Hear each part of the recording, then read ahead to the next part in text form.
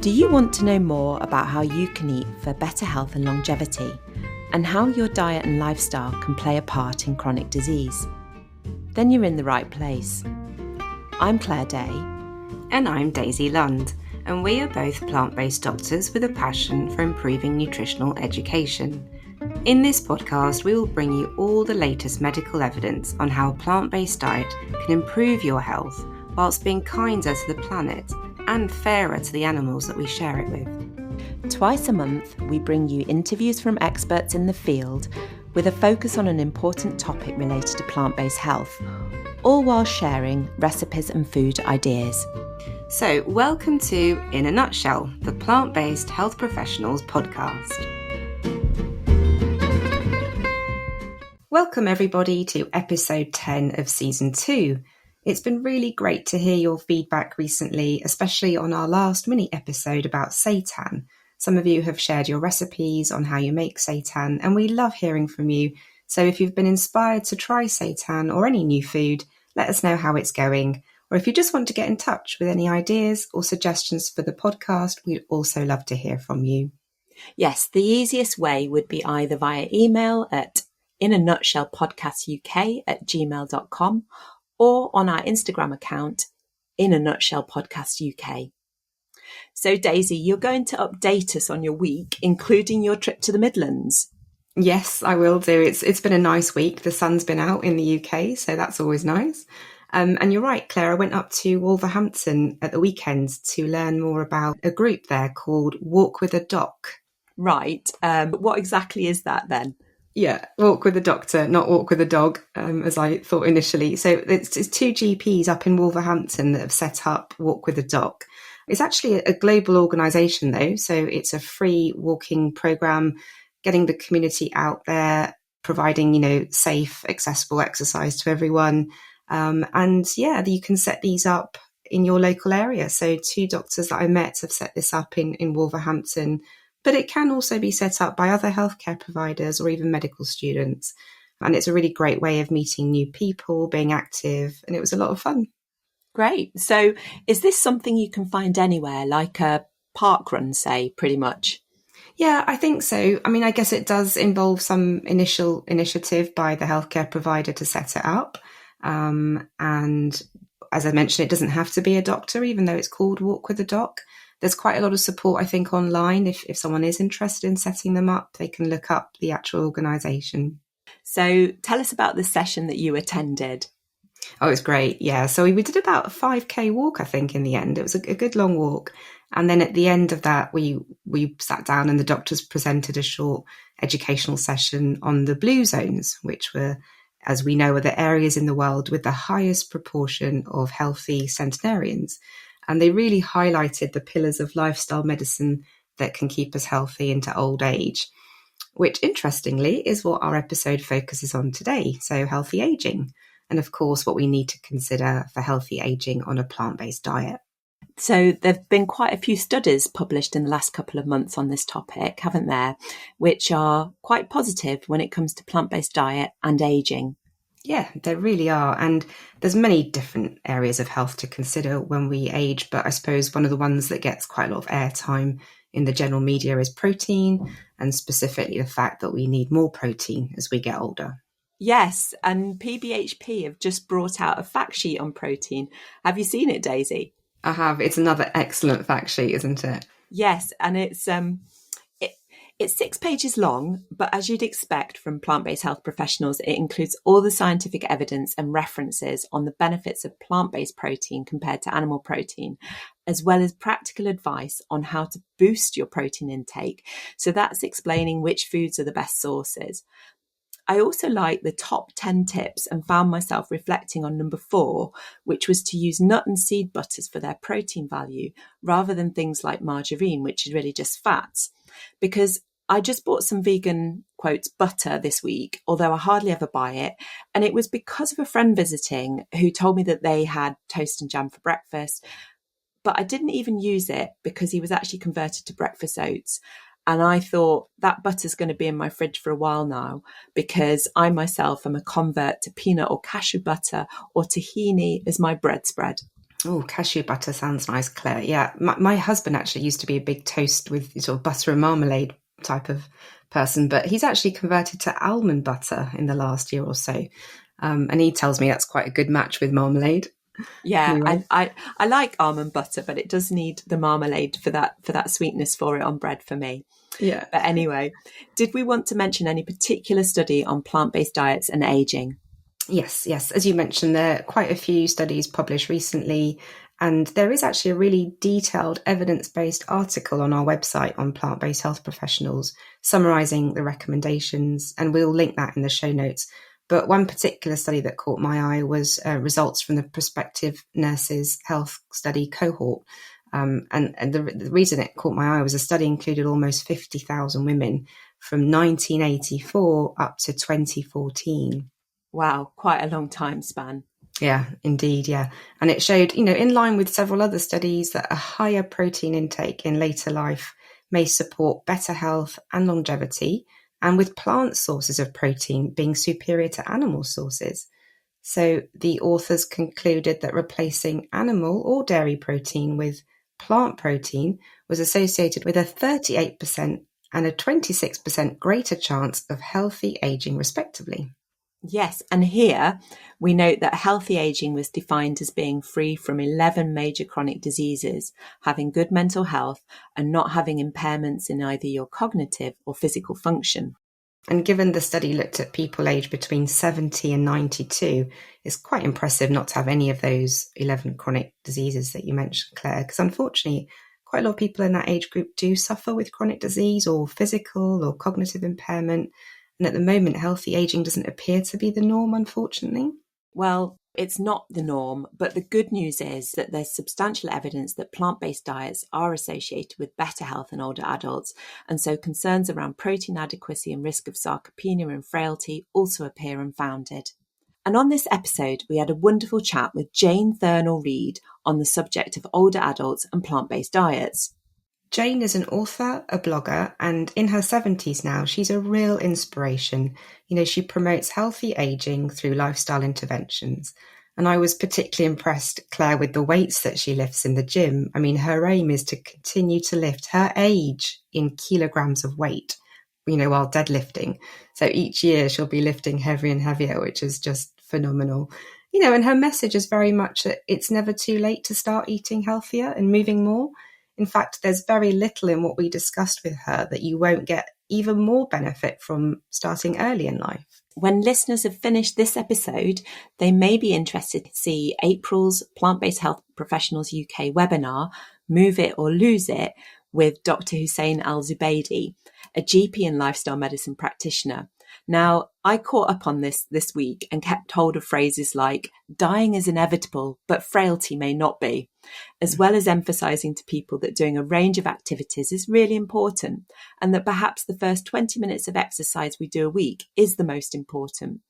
And I think that Jane said something to the same effect too, that the first 3,000 or so steps a day are known to make a difference if someone is struggling to motivate themselves. Yeah, just get started, isn't it? So it sounds like the two speakers really complement each other. And well, let's start with Jane today, and we'll put a link to Hussein's webinar for plant-based health professional members in the show notes. So perhaps it's a good time to remind listeners that membership of Plant-Based Health Professionals UK is as little as £15 a year, and that gives you access to more great quality webinars and online events. And membership is not solely for healthcare professionals. Anyone can join. Absolutely. Our podcast will still be free though, so please tell a friend or family member about us if you're enjoying us. And don't forget to rate and review, because this really helps with the algorithms and ensures that people can find us. So now on to the interview. Okay, great. So this week we have Jane Thurnell Read. Jane is an author, blogger and speaker about all things health, well-being and healthy aging. Welcome, Jane. Welcome to the podcast. Thank you very much. It's wonderful to be here. Oh, it's great to have you. And I've done a mini intro, but if you can tell us a bit, or tell the listeners a bit about yourself and how you came to doing what you're doing at the moment. Yeah, I'm now in my 70s. In my 20s, I had a very misspent 20s, and my diet consisted of chocolate, toast and marmalade, orange juice from a carton, long life orange juice, and quarter of a bottle of whiskey and 40 cigarettes. And that was basically my diet. I always say that I made up my diet, the calorie deficit I made up with whiskey. And so I've come a long way from there to being a whole food, plant-based vegan. I used to hate exercise, and I now exercise regularly as well. Brilliant. And so tell us a bit about this journey. When did that shift happen? Were there multiple events? I actually became vegetarian when I was 12 years old. So back in 1960. I didn't even know the word vegetarian. My mum decided that this idea of me saying I don't want to eat meat because it's killing animals was me turning into a picky eater. So she refused to give me anything else instead. And after about 6 months, I got ill.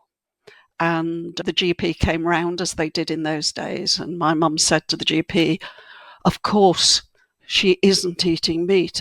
And the GP was, what? Oh, she has to eat meat. You'll be so unhealthy if you don't. No wonder you're like this. This is because you're not eating meat. So I didn't know better. So I started very reluctantly eating meat. I went vegetarian again when I was about 20. And that was largely unsuccessful because I transitioned very quickly. I saw a cow being killed in Africa and it upset me so much. So I went from one day eating meat and stuff to the next day not. And it didn't go very well. So I came to the conclusion I wasn't meant to be vegetarian. It didn't suit me. And then a few years later, I met some vegetarians and I said, I'd love to be vegetarian, but I can't. And I explained about my history. And they said, well, maybe you're one of these people who needs to do it slowly. And so, the first thing to do is to give up red meat. So give up red meat and wait, do that for about 6 weeks, then give up white meat. So they told me how to do this. So I started doing that and then I was very successful. And I was vegetarian until 2015. In 2015, I met Jane and Matthew, the founders of Veganuary, and spent some time chatting to them and just thought, yeah, I've got to go vegan. I'd been thinking about it for a long time, but not doing it. And so then I've been vegan since then. The exercise, I hated exercise as a child. I was the only one in the class who couldn't touch their toes. I couldn't stand on one leg for more than about half a second. I just hated it. And then in my 40s, I met John, who's then was a triathlon. And he taught me to ride a bike and got me exercising. And it's all been all good from there. That's really excellent. I'd like to go back, though, to that transition that you mentioned and the fact that you went gradually from being an omnivore to vegetarian, because I think that's actually really important. People do worry about how to make the transition. And the way I always feel about it is if you don't replace the meat with something, you're not going to have good chances of success. Is that sort of what you found? Oh, absolutely. Particularly when I was 12, because my mum wouldn't give me anything else. Occasionally I got, a bigger helping of potatoes or something like that. But my protein intake, my vitamin B12 intake, everything must have been really, really dire.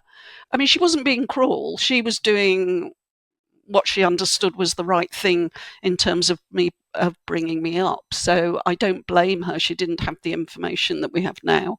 Yeah. And I think that's really important because, my story is I was omnivorous until, my 40s.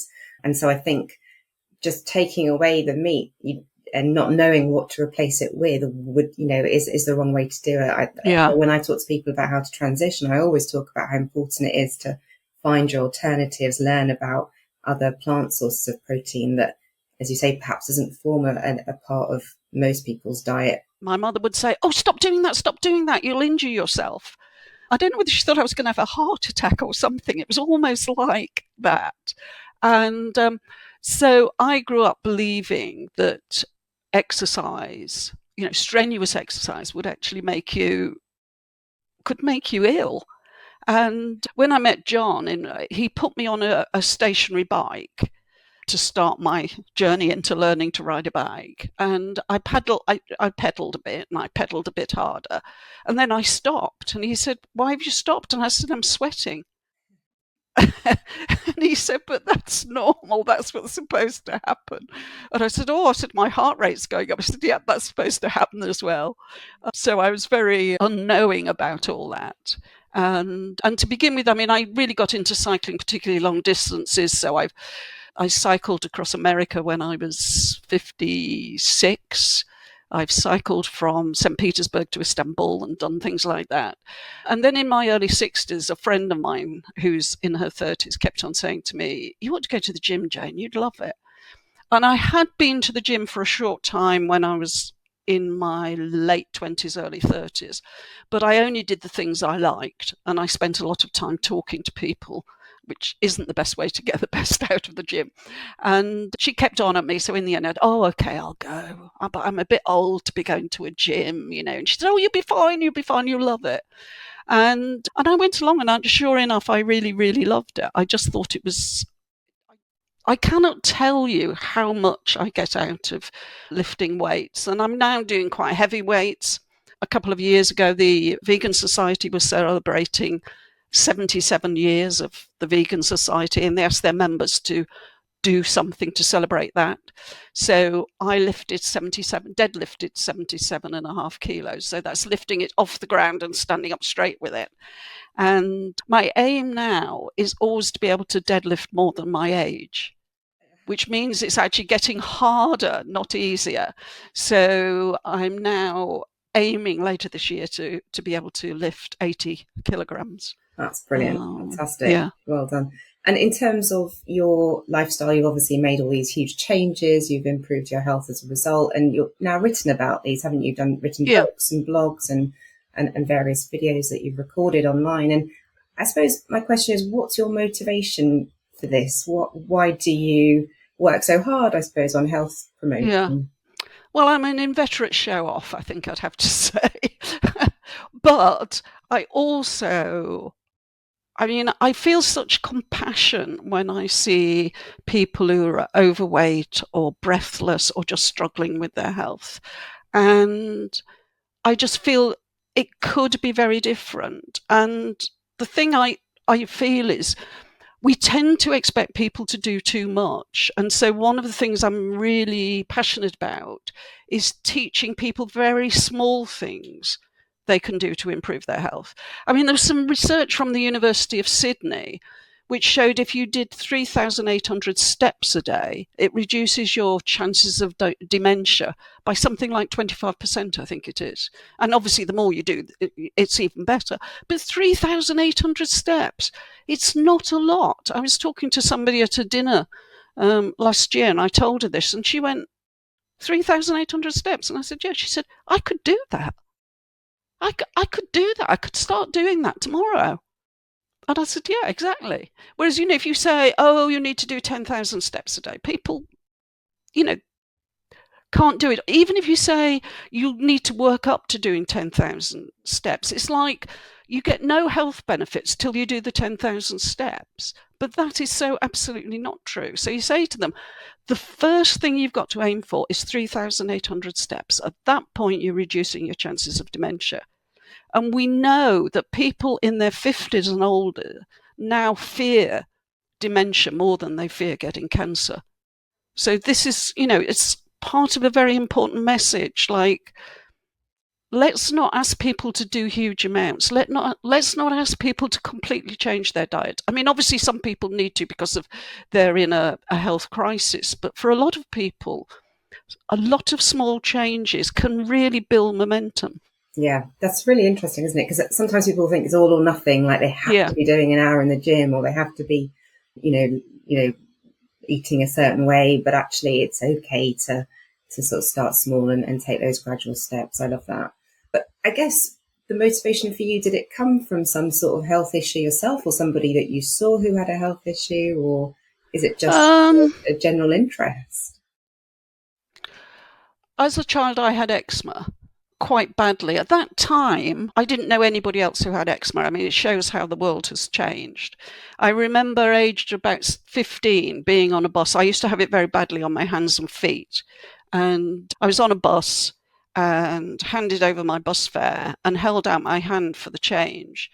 And the bus conductor went, "Oh, what's that?"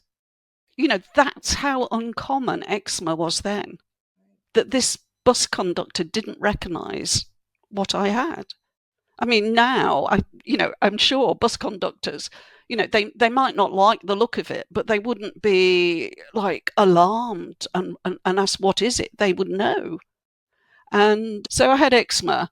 And then when my first son was born, he had eczema, diarrhea, he was hyperactive. So I started getting really interested in what we ate.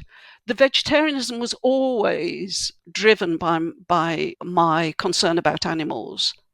And I mean, for example, when I started working with my personal trainer, I'm fortunate enough now to be able to work with a personal trainer. And I said to him, I'm vegetarian. And there was a sort of sharp intake of breath from him. And he said, "Oh, it will affect how strong you can get." And I said to him, "This is non-negotiable." I said, "I don't care if it affects how strong I get. It's not negotiable. So there's no point in trying to persuade me not to become vegetarian." And in fact, now he's changed his view substantially, and I think I've helped him change it. He sometimes says to me, "Oh, I had a bean burger the other day." That's excellent, Jane. Well, saying you deadlift more than your current weight is probably real motivation for him, isn't it? Current age, sorry, it's real motivation. I mean, I do think a whole food plant-based diet helps you recover faster. It's also anti-inflammatory, and one of the problems about if you're lifting heavy weights is that it sets off inflammation in your body. And so if you're eating a largely anti-inflammatory diet, which a whole food plant-based diet is, then that has to help the recovery process. Yeah, absolutely, we agree. And so today we wanted to focus the episode mainly on health for older adults. You look much younger than your years, and obviously put that down to the diet and exercise. Yeah, so you may or may not agree there are some specific challenges in engaging older people. So we wanted to really go from the general to the specifics on that. Do you think that we could say that older people might be more set in their ways, and therefore if you're going to talk to them about things like plant-based eating, you've got some specific things that you need to do to get them on board? Yeah, I think that's right. A lot of people. I think the other thing is people will say, that they see their ill health as, well, this is what happens to everybody as they get older. I mean, there's that horrendous statistic that only 1 in 13 over 65 is not taking any medication. And 49% of the over 65s are taking 5 or more. And, when I go to the dentist or the doctors, they go, "Any change in your medication?" And I don't take anything. I don't need to. And recently, actually, the hygienist at my dentist said, "Well done," which was really nice. So I think we need people to understand that there's huge amounts of evidence that doesn't happen just because you're old. And I think, the blue zone studies are really helpful for that. But most people don't, if I talk about blue zones to people, they don't know about them. You know about them, I know about them. People who are interested in nutrition know about them.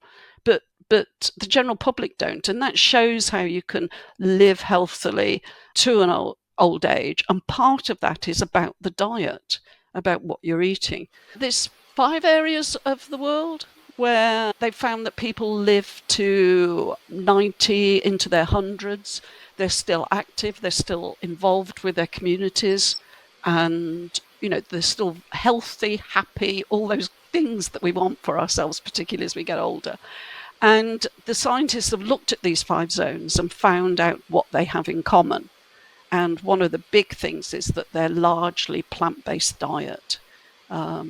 So, that's a big indicator that if you want to be healthy and happy into your old age, then you need to pay attention to your diet. So obviously we've got a whole set of people where they perhaps feel that they're already living with a chronic condition. So, this sort of healthy living doesn't really apply to them because, I need my medications for my illness that I've already got. where can I really make change? I always say to people, when people think about changing their diet to eat healthily, most people think about all the things they're going to have to do without. So I like to start with with adding stuff into the diet. And one of the common things I suggest is that people add a small handful of nuts every day. Yes. Preferably unsalted, preferably unroasted, and a small handful every day. That's been shown to be highly beneficial for people, and most people actually like nuts. But one of the things people often say is, oh, well, but they're fattening, aren't they? But the long-term research following people over quite a few years has shown that people who eat a small handful of nuts every day actually don't put on weight. No, let me say that again. People who eat the nuts every day, the small handful of nuts every day, they put on weight less fast than the control group who aren't eating nuts every day. I mean, most people put on weight as they get older, bit by bit, a small amount at a time. So I say add nuts. There's research on herbs and spices that if you add a combination of herbs and spices to meals, then that can reduce the amount of, it means you can eat less high fat foods and it will still taste as good. So things like that. It also increases your gut diversity, which is really important, particularly for older people. So those are two things I would say to people to do. There's other things like moving your meal timing. And there's research which has shown that people who eat their breakfast before 8 a.m. in general are less at risk from diabetes than people who eat it after 9 a.m. Eating your dinner before 7 p.m. also reduces your chances of diabetes. That's your last meal of the day. I don't mean you eat your dinner and then you sit and eat stuff all evening. So you end your eating for the day at 7 o'clock in the evening. That helps to reduce your chances of type 2 diabetes as well.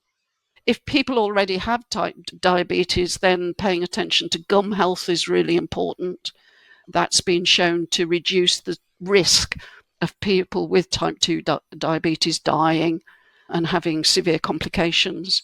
So there's lots of, I'm still on those little changes, add some stuff into your diet, get your gums checked, floss your teeth regularly, drink more water, take those 3,800 steps a day. All those things can actually really benefit you.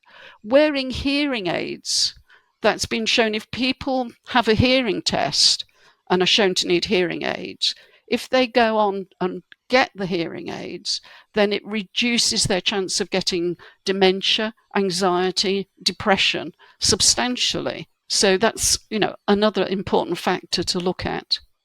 I wonder what it is about that. Is it just the ability to interact and understand? Well, certainly for the dementia, they're not totally certain, but it seems to be. I think it will turn out to be, but we don't categorically know that hearing aids can.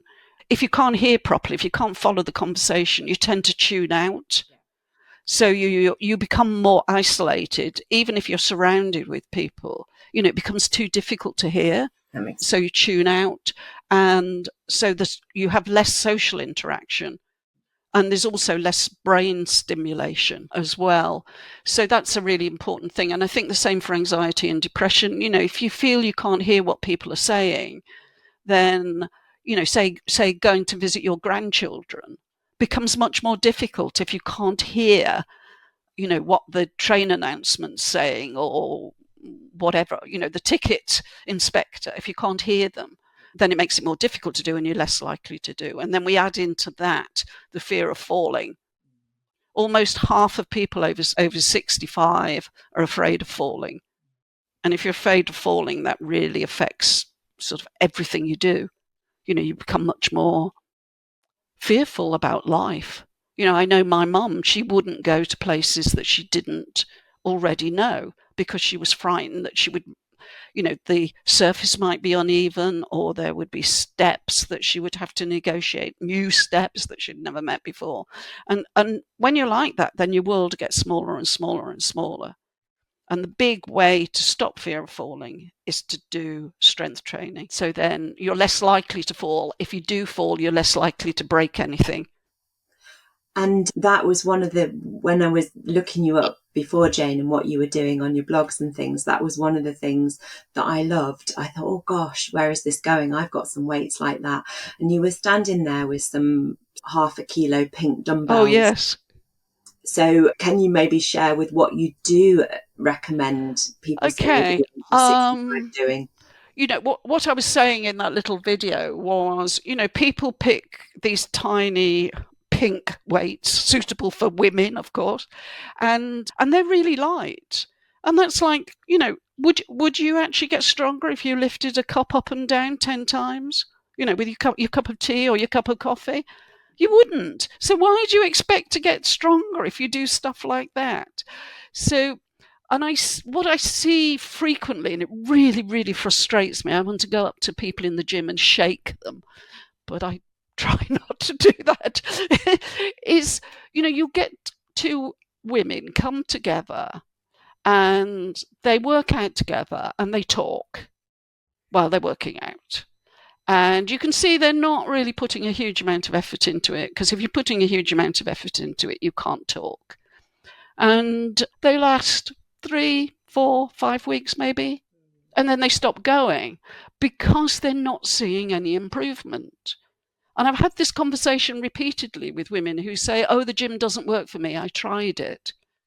And I say, okay, what did you do? And when they tell me, and I go, what, how heavy were your weights? And they tell me, and I'm like, that's not going to work. You know, it's a workout. You have to work. And the idea is that normally you would do 2 or 3 sets of an exercise and usually say maybe 10 repetitions of each. So you'd do 10 repetitions, that's a set. Then you'd have a pause. And then you'd do another 10 repetitions and pause. And then you'd do another 10 repetitions. That's it for that particular exercise. And when you do the 10, that 10th one should be hard for you. So it should feel like this is the last one I can really do properly before I need a rest. That's how it should feel. So, you know, older people often feel, oh, when I go to the gym, I don't work out as hard as younger people. That's not true. Whatever your age, you should be working out as hard. If you're older, the weights that you're working with are going to be lighter, but you should work out just as hard at 70 or 80 as you do when you're 20 or when you're 40 or 50. It's the effort should be the same. The results won't be quite so dramatic. You know, if I was in my 20s, I think I'd possibly now be lifting maybe 120 kilos rather than aiming for 80. But, you know, there is a difference. But I'm working just as hard as that 20-year-old who's working to lift 120 kilos. We're both working as hard. It's just the results aren't quite the same. Yeah. So you mentioned, you know, seeing people at the gym, they maybe felt that they were getting themselves out the house, doing that as an activity. And of course, one of the things that people might be struggling with at certain times in their life, well, at any time, but particularly, you know, when they're in their 70s, 80s, they might have lost a spouse, going through a bereavement, having more trouble with sleep, having problem with perhaps, you know, their social circle changing, things that they used to do. What advice do you give people about how to sort of re-engage with a healthy lifestyle at that point? Okay, well, one of the things, not everybody can afford to go to the gym. Not everybody wants to go to the gym. Not everybody has a gym convenient to them. So the first thing I always recommend to people is to look at the HasFit website. That's Heart and Soul Fitness, HASFIT, hasfit.com. And they have, I think, something like 1,000 workouts. And they have they're all free. And there are workouts for people who need to sit in a chair and do their workouts. So they've got chair workouts. They've got yoga workouts. They've got workouts if you've got sciatic pain or low back pain or neck pain. They've got 5-minute workout, so don't tell me you don't have the time. So they have, as well as, much more difficult, more complicated ones. I really love it because it's this husband and wife who you can imagine living next door to. Very often gym videos on YouTube and so on, they're just these impossibly beautiful people in this impossible Los Angeles studio overlooking the sea, or whatever. Is Los Angeles by the sea? Anyway, you know what I mean? That sort of, and it just immediately, I look at that and think, oh, I just feel fat and old and horrible. And it really puts me off. And whereas this couple, you could imagine knowing them, they would be people you could talk to and so on. So, and their gym setup is very, very straightforward, very simple. The husband does the more complicated things. The wife does the easier things. She was training while she was pregnant. So they had all these, she was adapting her training to fit with her pregnancy and things like that. So he'll do the harder version. She'll do the easier version. They're very encouraging. And I've recommended How to Fit to lots of people, and they've really liked it. And they have a Facebook group, which is very active. And there's lots of stories of people who started doing How to Fit exercises, workouts, and then got motivated to eat better as well. Unfortunately, they don't advocate a plant-based whole food diet. I mean, I've looked at their nutrition and I don't agree with it, but anyway, there are a lot of people on the Facebook group who, are reporting big, substantial, sustained weight loss. So as well. So I think it's it seems like a great community. People encourage each other. It's all free, which is wonderful for people. A lot of the exercises, you don't need to have weights. Quite a lot of the exercises, you just need one set of dumbbells. And please don't buy those light pink ones. Start with something a bit heavier. Sounds good. We'll put a link in the show notes. It's definitely one that I'll be sending out in consultations, patients, I think. People really like it. I've had, lots of feedback about that. That's one of the tips I give people, that they really, people have come back and said, oh, it's great. I love it. I was thinking about, going back to your two friends in the gym, I was thinking about that social connection we get when we maybe do some exercise, and then afterwards you can treat yourself to going for like a cup of tea and a piece of cake, or even, depending on the time of day, somebody might be saying, oh, well, and then I'll go for a glass of wine. Do you think that in pursuing a more healthy lifestyle, people might feel excluded from those things? What do you say to, if you're trying to do something that's maybe a little bit different from what your friends might be motivated to do? How do you keep that connection going through food and maybe through not wanting to drink? Yeah, I don't think it's as hard as people think it is. And I think you need to do it with good humour. I think that's really important. I think vegans have got quite a bad rap about, how they are cheerless, miserable, I'm better than you sort of person. I often, if I go somewhere where the food is not very good for me, and I'm with other people and they've got lots of choice, and maybe there's one thing I can eat and it's actually not something I particularly want to eat and I've no choice, then I sometimes look at the menu and then I close the menu in an exaggerated way and go, well, I'm obviously not here for the food.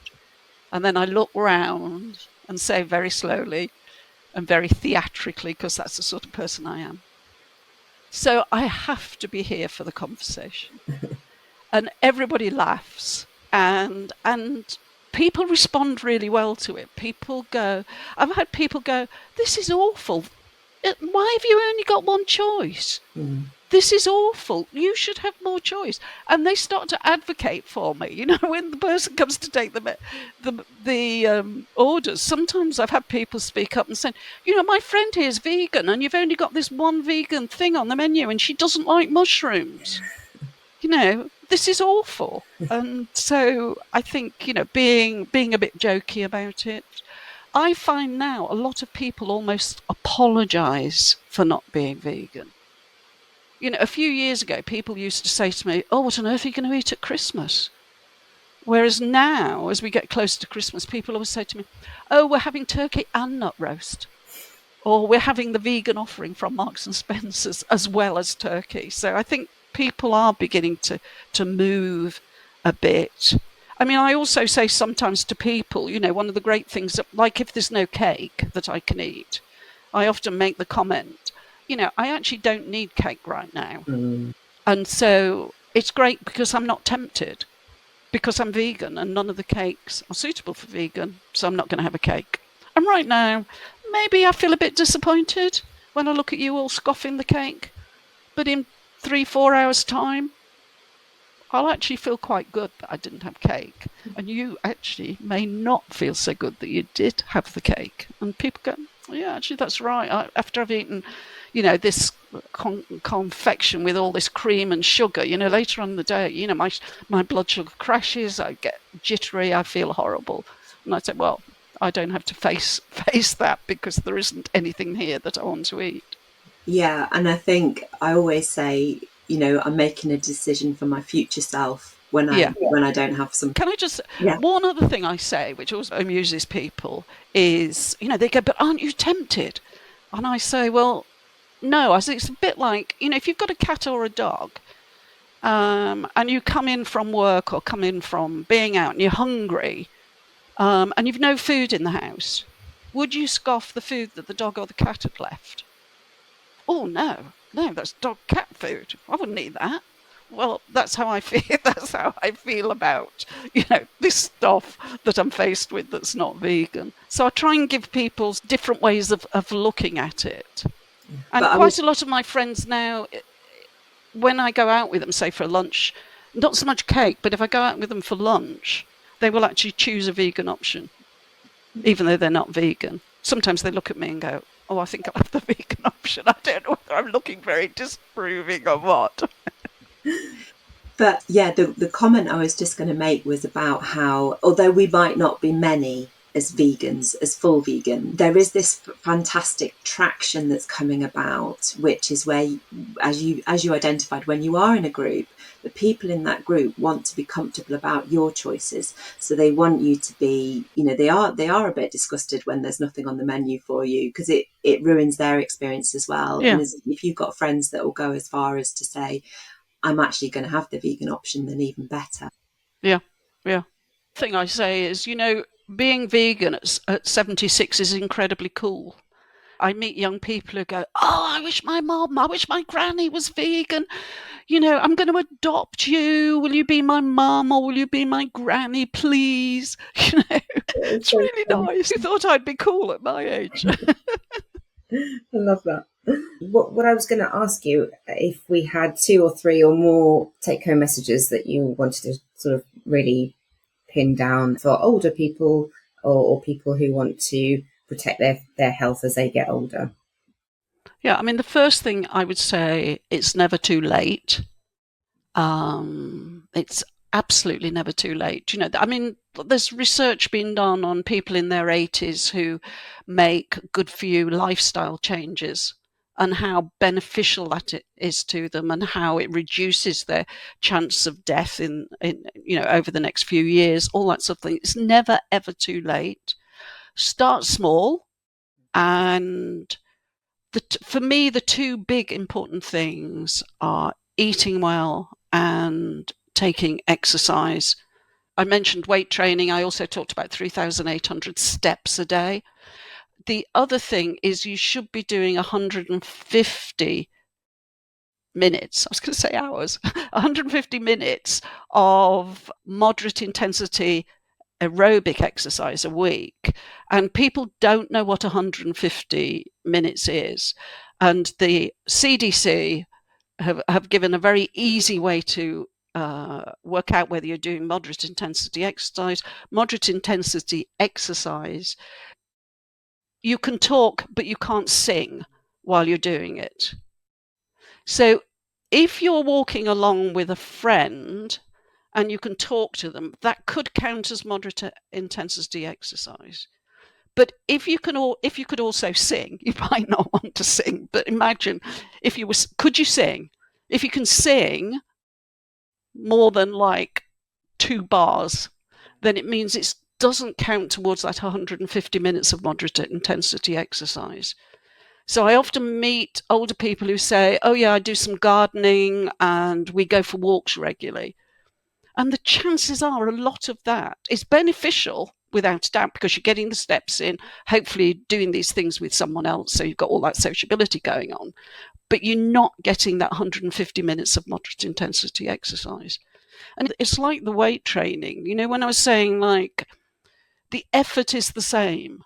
And it's the same with the moderate intensity exercise. The effort is the same as if you were 20 years old, but actually you will do less in order to achieve that. I can talk, but I can't sing. Yeah. So what would be good examples? Because I know some people say, I can't run, my arthritic knees, something like cycling or swimming. Yeah, cycling. I mean, cycling on a stationary bike can be very good. Yeah. Swimming. People have to work around their own particular health constraints. But there's that wonderful expression, motion is lotion, which I always say to people with arthritis, which is that, the instinct is not to move, but the evidence is that you should move. And so you have to remind yourself motion is lotion. I love that. I need to find a poster with that. I found a poster a long time ago that said something like, if you don't make time for your health now, you have to make time for your illness later. Yes, or like that. Yes, that's right. In my consulting room, but I like. But motion is lotion is a good one to talk to people with arthritis, and that's backed up. The American Arthritis Society Association also, they had a strap line. I can't remember the strap line right now, but they had a similar sort of strap line for a long time. That's very much against what people were being told maybe 10, 15 years ago by their doctors, be careful, don't, you might damage your joints.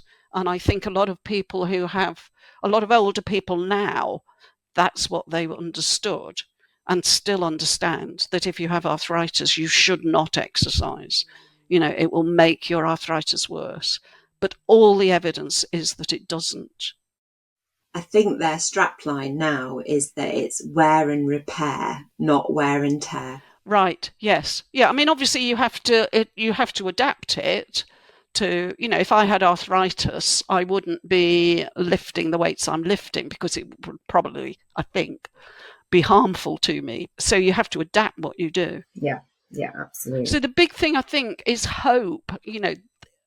If people don't have hope, it's very difficult to do anything. I gave a talk at VegFest last year, and somebody in the audience came up to me in the end and said, "Can I hug you?" And I said, "Of course you can." And so she hugged me and she said, "You've told me what I needed to hear. I've heard what I needed to hear." And what she needed to hear really was that she didn't have to put up with her ill health, that she could make some changes. And again, I was suggesting those simple changes: eat nuts, drink more water, change the timing of your meals, take some exercise, and so on and so on. These are small changes. Yeah. Don't try and do them all at once. This week add nuts. Next week, play around with herbs and spices and so on. Yeah. Brilliant. That's an excellent message. Thank you, Jane. And what's in line for you for your future? I know you've written books. Have you got any other books that you're writing? I've got a book on healthy aging, which is almost ready to go. So I'm looking forward to that. I've also just launched an online course, Love Healthy Eating, which is aimed at people who know they ought to be eating more fruit and veggies, less ultra-processed food, but find it very difficult for, there's emotional eating, willpower, family who, your mum who says, "Oh, I made this specially for you," or kids who demand junk food and so on. So the course, it's a 10-week online course, and it's designed for people who want to eat healthily, but without having to get totally stressed about it. So it's not about recipes and meal prep and all that sort of stuff. It's very much about mindset changes, small strategies that people can apply. Like a coaching course. Well, there's videos, worksheets, and all that sort of stuff in it. So we can't let you go without asking what you're having for dinner. We love a bit of food chat at the end. I'm always pretty hopeless on this, because we actually aren't great on food in terms of, we're not people who cook elaborate meals or anything. It can be nice. So I'm trying more and more to make my main meal at lunchtime, because the evidence is very strongly that that's, either make your breakfast or lunch your main meal and then eat a lighter meal in the evening. I very often have salad. If I don't have salad, I crave salad. I've changed so much from someone who craved chocolates, cigarettes and whiskey. And I know if I don't have salad for a day, I start to crave it. So, for lunch, we're going to have a salad, which will be lots of fresh veggies. Plus I've got some roasted peppers. I managed to get roasted earlier on in the week. And some leftover cauliflower with cashew sauce, which we'll have, and then some baked tofu with that as well. Oh, nice. How do you bake your tofu? We just stick it in a marinade for half an hour or so and then stick it in the oven for however long. Yeah. John usually does that. Oh, so no secret ingredients of the marinade then that you want to share with us? No. As I said, I think I need to do some real work on, so that when people ask me on podcasts and interviews, oh, what are you eating today? I can come up with something elaborate and complicated and amazing. No, keep it real, Jane. Yeah. We're very much like, open the fridge and have a look what's inside and what can we do with that. And I think that's important, because I think actually eating plant-based is really simple. It doesn't have to be complicated. And I always find it's a lot quicker to cook as well than the days I was eating meat. So you were going to tell us what you're having for dinner then, that's keeping it simple, Daisy? Who, me? Yeah. So I'm doing a lentil ragu tonight. Yeah. So it's just a sort of a ragu sauce with onions and garlic and whatever herbs you like and passata. And then I usually add cooked lentils actually from a can, but I have got some uncooked lentils which I've soaked. I've heard that soaking your lentils beforehand can reduce any gastric sort of upset. Yeah, I think that's right. I think my tummy's used to a lot of fruits and veggies and whole grains now, so I'm okay. But I've soaked it, so we've got some people over, so I don't want them to feel yes. Yes. So I've soaked my lentils; they're ready to go, and then I'll serve that with some pasta or spaghetti or a big salad on the side. So yeah, nice, simple, comforting meal tonight. Great. Claire, what about you? Well, I'm not cooking, so I haven't got anything to share with you, because I'm going out with some friends who are reducing their meat intake. So I'll be looking with excitement about what they're going to order tonight. But yeah, I think, fingers crossed, it's not going to just be a cauliflower steak, because I tend to find where you go to somewhere and the cauliflower steak is the option, it tends to be not a big enough portion for me. Yeah. So I'm hoping for something, where I don't have to, order chips on the side or extra bread or, yeah. Why would you not want to order chips on the side? Yeah, I don't get that at all. I'm sorry. I'm surprised you've not already checked out the menu. I love going out and looking at the menu before I go, deciding what I'm going to eat. I think it might be limited, but yeah, I won't say any more than that. Well, thanks so much for covering such a wide... I know that we put you on the spot there. We said we wanted to cover a lot of things, and I think you've done it really well. So thanks so much for joining us. We've loved chatting to you, and hopefully we'll get you back on soon. I'd love that. That would be great. And thank you too for really, flying the flag for plant-based eating, particularly among the medical community.